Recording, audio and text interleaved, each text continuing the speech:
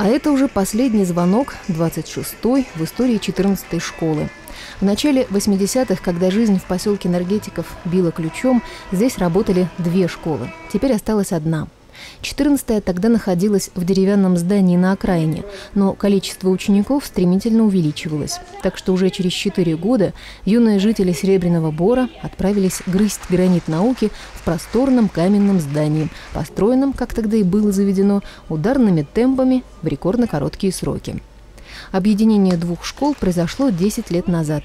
Тогда уже стало очевидно, что население поселка стремительно сокращается, так что педагоги отнеслись к переменам с пониманием.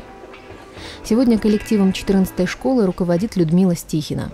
Она не раз повторяла, что считает главным создать в школе домашнюю атмосферу, доброе пространство. Тем грустнее будет нынешним выпускникам покидать родные стены.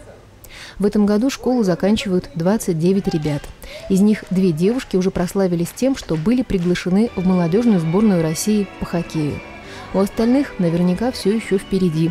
Свои удачи и победы, а значит и возможность прославиться самим и прославить свою школу и поселок.